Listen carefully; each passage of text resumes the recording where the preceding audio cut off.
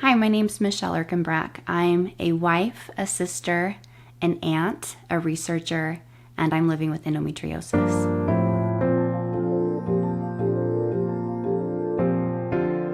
I remember as a kid watching my aunt struggle with infertility, and that was really my first introduction to that concept of someone, wanting to have a family and not being able to.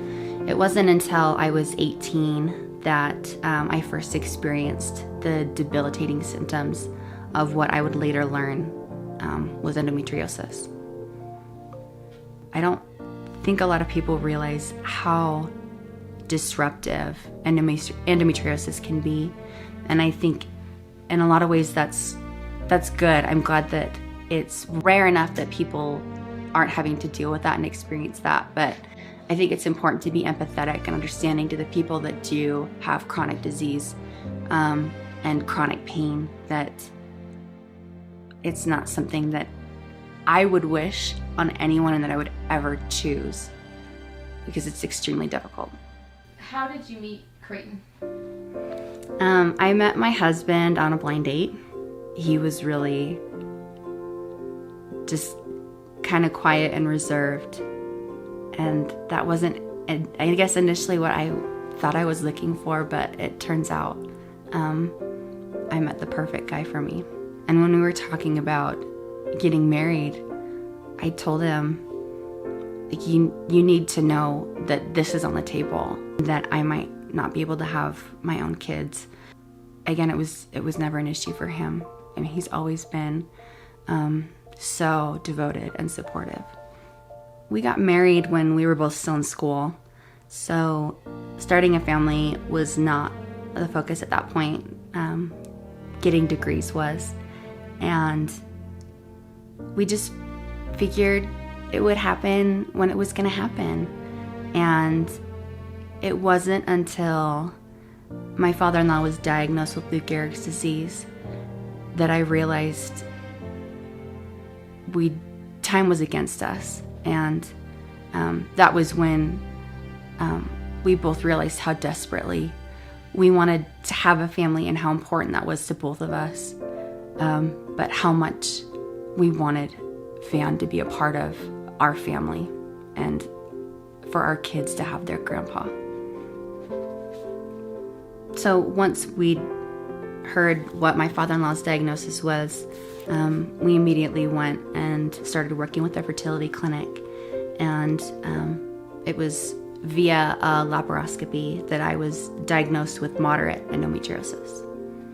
Ultimately, I just found a lot of peace in realizing that, just because I'm not a mom right now and it's not my season, that doesn't mean that I have to let go or bottle up that love that I have for kids. That I can still try and be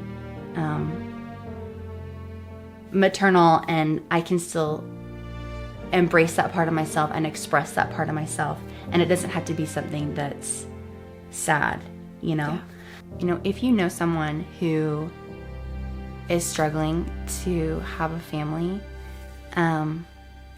don't shield them from your happiness, because it's isolating enough as it is. Again, I think there are a lot of people that are dealing with it and going through difficult things in isolation isn't the right way to do it. You talked about at times not wanting to share it because not wanting people to have to go through that burden with you, but that's not fair to you to feel isolated. As your friend, it's not a burden to support you, and so people shouldn't feel like they can't tell people. Everyone, it's you talked about our community friends, and that is kind of what I'm hoping with Wow Kindness, is that it can become this community of people that, okay, maybe you don't know each other, but you can reach out, or you can feel understood. Yeah. For those people that are starting to go through this journey, do you have any advice for them? I don't know. I think it's just important to take your own emotional well-being seriously. I also think it's really important to stay positive.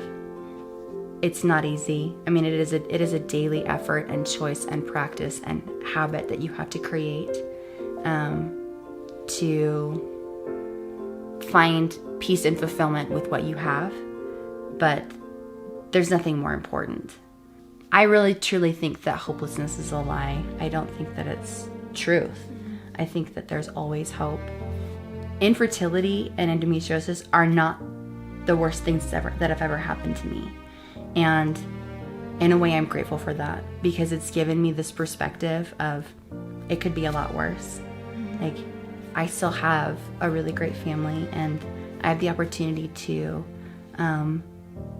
continue to work in an extremely fulfilling and awesome career while still trying to support and love the children that I do have in my life, and letting that be enough, you know.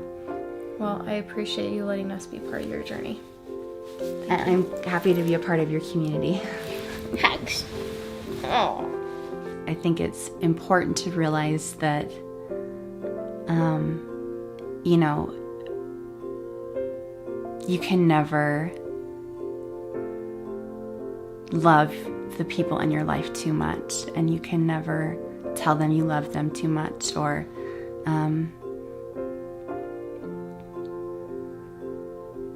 don't know, I guess it's just important to make the most of the time that you're given, and to let go of expectation in some ways, that it's okay if things don't work out the way that you planned. Life can still be good and full and beautiful.